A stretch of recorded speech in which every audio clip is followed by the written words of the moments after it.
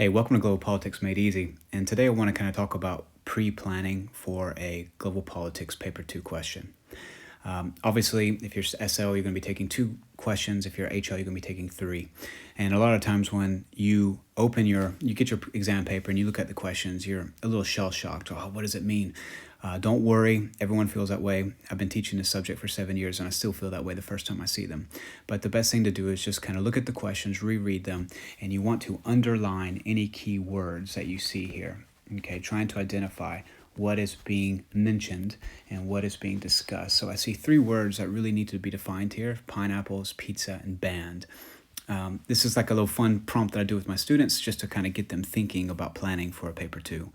So I think pineapples and pizza are pretty objective. We could define that quite easily. Band is going to be a bit more subjective, but for this case, I want to talk about made illegal.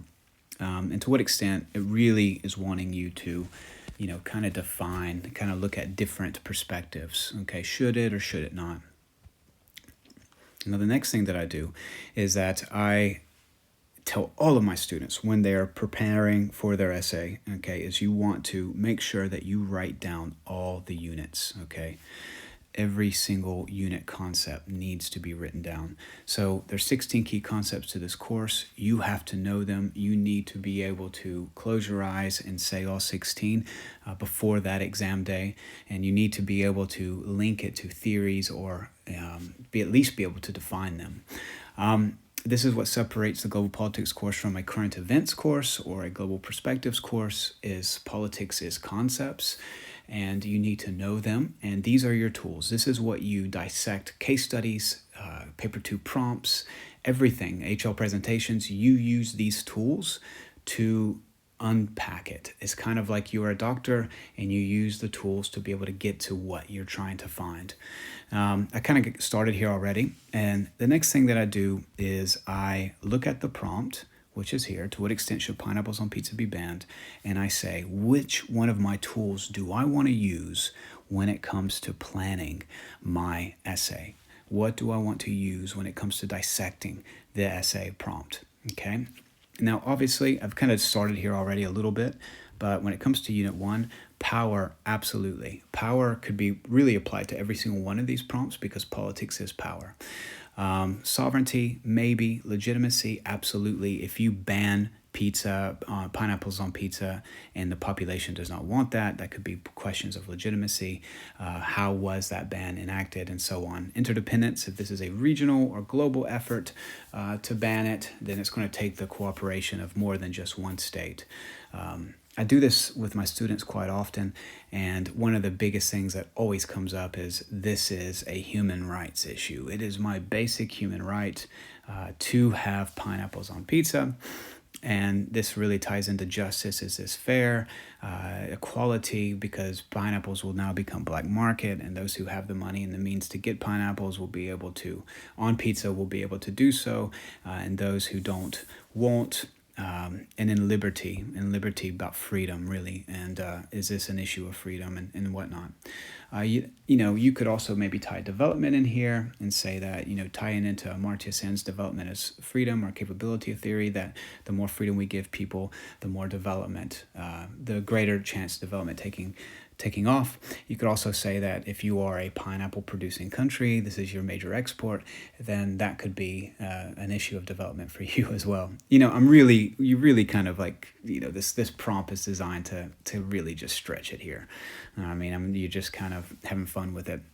It could be inequality. Sustainability is a big one.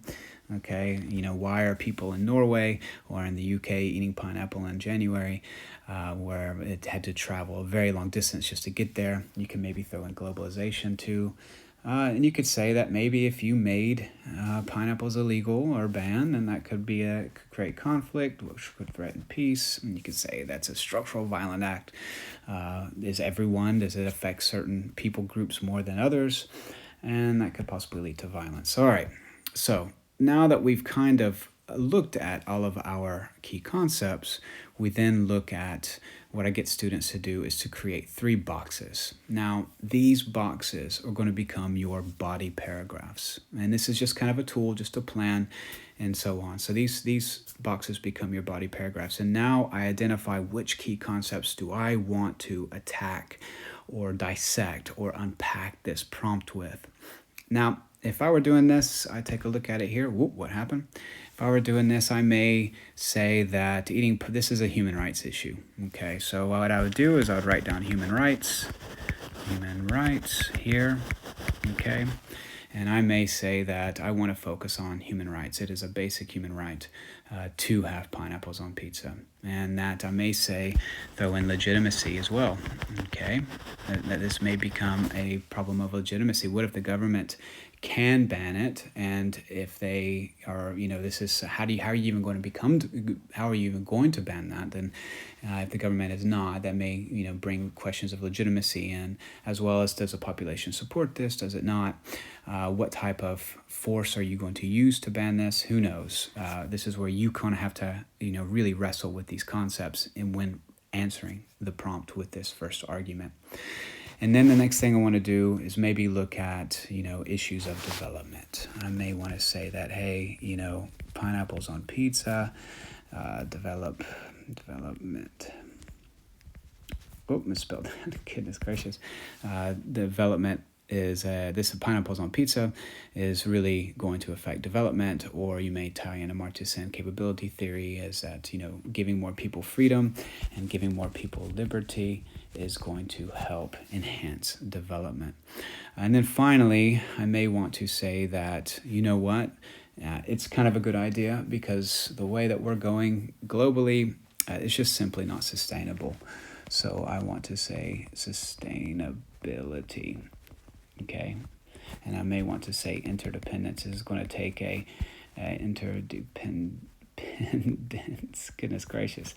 I may say that it's going to take a global effort to try to enforce this. So obviously, taking a look at these, I now can see that this is going to be a yes. This is going to be a, let me erase that. This is going to be a no, this is going to be a no, and this is going to be a yes. Okay, so now I have planned, okay, and I have used the course. Mind my scribbling here when it comes to development, sustainability, and interdependence. But I've used the course. The course is now in my planning. So when I take a look at this, I say, to what extent should pineapples on pizza be banned? One perspective is no, it should not. We have questions of legitimacy and basic human rights here. No, it should not, because it could affect development as well as liberty, which is our personal freedom. And then finally, yes, it should be banned because of sustainability and interdependence. So, now I have literally linked the course to my question. And what's important too is realize that just because it's a Unit 1 prompt or a Unit 2 prompt or a Unit 3 or Unit 4 prompt doesn't mean that you just have to use those concepts from the prompt. You see here that, let's say, for example, that this is a Unit 3 prompt. Let's say that this is Unit 3, okay? All right, this is a Unit 3 prompt. Let's say that that's the case. Now, I've obviously used development here as well as sustainability, but I've also used Unit 2 concepts. I use a Unit 1 concept. So to answer this prompt, the course is designed that way. You are designed to be able to use all the key concepts to answer the prompt, regardless of which unit the prompt comes from. So stay tuned. I'll show you what I do next. This is my first step. And just remember that these key concepts are your friend. These key concepts are the course, or is the course. And these key concepts you need to memorize, as well as understanding a good solid definition, as well as maybe linking it to some theories or theorists. Okay, until next time.